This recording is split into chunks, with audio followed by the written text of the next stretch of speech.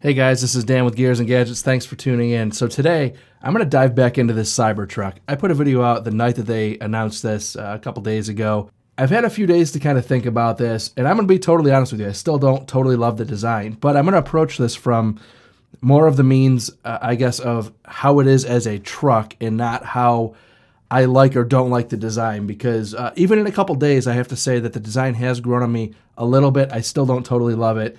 And looking at it a little bit more objectively. And oh yeah, before I do that, I did come up with some merch. Part of hitting 10,000 subscribers is the ability to put merch in the merch shelf down below. So you can see I have some hoodies here. I also have a shirt. So again, if you're interested, there should be appearing somewhere down below. I'm not super sure how this works. I think I sold one shirt so far, so thank you to whoever bought that shirt. But anyways, let's get back to the Cybertruck. I'm having a hard time with the Cybertruck, and please stay with me. The guys who are thinking that I'm just going to hate on this truck for whatever reason, understand it's all with a lot of thought process involved here. So when I look at a vehicle, especially a truck, anything that's meant to be a heavy duty or a utility purposed built vehicle, I look at it from a design standpoint. Form meets function. So with Cybertruck, they right off the bat say better utility than a truck with more performance than a sports car, but it doesn't have better utility than a truck. Yes, it's different. I'm okay with the fact that I don't totally love the body lines, but that other people do. That's all part of how design works. Beauty's in the eye of the beholder. You know, the exoskeleton, it's a cool design. I mean, it's different, so I give them, hats off for that. The stainless steel, it's 30 times harder, than cold rolled. So that's all good stuff. When you start getting into the bulletproof and shatterproof, which those are pros, I'm not going to say they're not, but I don't really think anybody was asking for that. Actually, the same goes for the exoskeleton. Those are the things where they're pros. I definitely agree with that. But again, you're solving problems that nobody's asked for. And those solutions kind of just create a whole nother slew of problems that I don't think needed to exist. The other thing is towing and payload capacity are both, they're huge pros for this Cybertruck. The base model can tow up to 7,500 pounds, and I believe all the models have a 3,500 pound payload capacity, which would make sense. And then you go into the tri-motor and you get up to 14,000 pounds, and that's incredible for a truck. That's pretty awesome. Autopilot is great.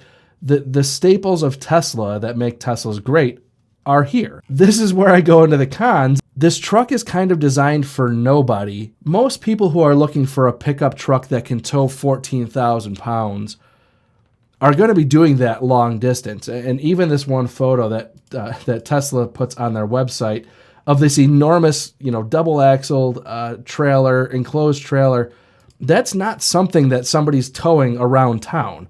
That's something somebody's taking long distance. With this 500-mile range on the tri-motor, that's not 500 miles with a 14,000 pound capacity. TfL Truck actually did a test with the Tesla Model X, and they did a towing test. And I'll link that up above. I do suggest that you check that out. And that towing test found that the Model X got 2.7 times less mileage when towing a full capacity load. So I would suspect that, battery efficiencies are going to be applicable across the board. So with that being said, this truck is only going to get maybe 200 miles with a 14,000 pound load. At 200 miles, who's going to stop for an hour plus to supercharge? I just don't see it happening. And I don't want to come off as I'm saying I don't like electric trucks. I think the idea is great. I'm just saying I don't like heavy-duty electric trucks because in my situation, I moved from New York to Arizona. That trip was 1,800 miles or so. With the Cybertruck, I would have had to stop 12 times, and it would have added on 12 hours onto an already 3-day trip, which I never in a million years would want to add that kind of time onto a trip like that, especially I was doing it with a 1-year-old at the time, so you're not adding 12 hours onto your trip to do that. I also just went and bought a car from auction. It was up in Sacramento. That was 700 miles each way, actually almost 800 miles each way. Anybody who's towing long distance, even for leisure, if you're towing a camper or something like that, you've blocked out vacation time or you have an allotted amount of time to do a certain thing. And you're not going to add 12 hours of charging onto that trip, especially if that's something where you're just in a condensed amount of time. So the towing capacity, it doesn't mean a whole lot to me. Not a lot of people are towing 14,000 pounds around town. The payload capacity, 3,500 pounds of payload, that's huge. Again, this just comes down to the limitations of the truck. If you have a 3,500 pound payload in the back of that truck, you're going to be doing some pretty serious tying down of that load. This is where I get into the design of this truck. They went with this triangle shape with the stainless steel because that exoskeleton gives them that ability to ramp up that capability. But the problem is now the bed is limited as to your ability to tie things down. And using my truck as an example here, when you start loading up that much stuff, you need to have a means to tie it down. And typically that involves jumping all over the truck and being in incredibly awkward positions, ratchet strapping things down, jumping off the side of the truck. And you can't do that when you have this huge panel in the way. People used to complain about the Chevy Avalanche for similar issues, and the Avalanche had nowhere near the capacity of what this truck has. So again, you design this truck that can do these incredible things, but then it also has limitations because of all of that, where you can't easily do the things that it's designed to be able to do. To me, it's just, again, creating more problems than it's solving. All of these sharp angles on the back of the bed, go ahead and catch your back on one of those and tell me how great that feels. I mean, it's, again, when you're doing these awkward kind of jumping around and tying things up and you jump off the back of the tailgate and catch your back on the edge of that tailgate, it's not going to feel good on any truck, but if it's a kind of a blunt edge like this, it's potentially going to put you in the hospital. Now, this camping rig that they have, yeah, that's cool, but you don't need 3,500 pound capacity to pull that off. I kind of made another rendition of what I think this truck could have been. It could have kept pretty much all of what it is. Maybe you just don't have a 3,500 pound payload, and maybe you bump your towing down to 10,000 pounds because most people probably just aren't going to tow long distances with a truck that isn't designed to tow long distances. This truck is enormous. It's not going to be a great off-road vehicle. It will be able to go off-road, but getting this thing down any trails or tight spots, good luck. The front of this truck, being that slope down angle as it is, you can't see the front end of the truck. I mean, you're sitting basically looking out a window that slopes away from you. The whole front slopes away from you. You're going to have no idea where the front of that truck is. You're not going to know where your tires are in relation to what obstacles are around you, which is incredibly important when you're going off-road. Even if they have cameras and stuff like that kind of assist with that, which, maybe they will, anybody who's doing real off-roading is going to want to be able to assuredly look out that window and know where the front of their vehicle is, especially when things get dicey.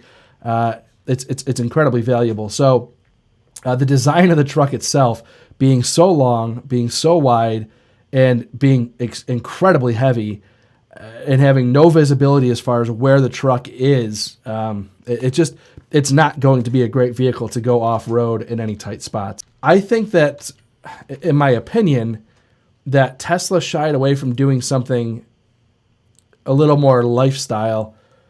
I think they shied away from that because of this Rivian. I think Rivian designed the truck that Tesla should have designed with the Tesla buyer in mind. Again, most people that are driving currently Teslas or even interested in Tesla as a company, they're not pickup truck drivers. So taking them and putting them from their Tesla Model S into this behemoth of a truck that's going to be similar to a quad cab long bed pickup truck, which for even myself, sometimes you're catching curbs on turns. It's just not what that demographic is looking for, in my opinion. And it's also not what the truck market is looking for. Anybody who's looking at a truck that can tow 14,000 pounds is probably looking for a heavy-duty truck. Actually, Doug DeMuro made that point today. Incredibly valid point. I'll link his video also. I suggest you check that out. Basically, the Rivian, in my opinion, it solves a lot of clever issues that current trucks that are gas cannot do. You get 400 miles on a charge. 0 to 60 in 3 seconds, so still just as impressive as the Cybertruck. A quad motor system, so you have a motor on each wheel, which is awesome for off-roading. A weighting depth of 3 feet, that's significant. And a max towing capacity of 11,000 pounds. Now again, you're probably only going to get 150 miles with that 11,000 pounds, but Again, people that are buying electric trucks aren't buying electric trucks to tow long distance. Just not going to. Now, the interior form, fit, and finish is, I mean, it's leaps and bounds better than what Tesla, with this weird like marble countertop of a dashboard that I don't understand at all. That rectangular steering wheel, which will never make it into the production truck, but even having it in there is just kind of dumb. Everything inside the Rivian just looks better fit and finish. You have a typical bed that you can access, as this girl's doing here, over the side of the bed for things like camping gear. The truck just looks great. I don't see how Tesla should not have done something like this. The only reason why I think they didn't is because Rivian beat them to it. But I don't think that was a good excuse to not come to market with more of a lifestyle truck, as opposed to coming out and trying to pretend like your EV truck is capable of being some heavy-duty hauler that like for short distances. Rivian also has this pass-through tunnel, which is just a smart use of space that other trucks currently can't do because of transmission tunnels and things of that nature. It's just a more manageable truck, and I think they're going to sell more because of it. This would be something that would service somebody who needs a truck more than what the Cybertruck would, and this also serves people who aren't maybe as much of truck people. It just seems like better execution. What's weird to me is that Tesla knew what their competition was months and months and months in advance, and instead of competing with their competition, they just went down a totally different path, which that's fine, but sales numbers will ultimately tell the real story. I'm disappointed that Tesla didn't come out with something that was more geared towards their buyer and more geared towards a truck buyer. It makes no sense to go with something that's just so far off the deep end that it confuses everybody. To me, it just doesn't make any sense. So I give him an A+ for swinging for the fences. I mean, I will always say that that's a great thing to do. But in my opinion, all of these angles that you see on this truck, it's something that I think a startup would come out with, because they don't have the capacity to stamp panels. They don't have the factory capacity to do what Tesla can do.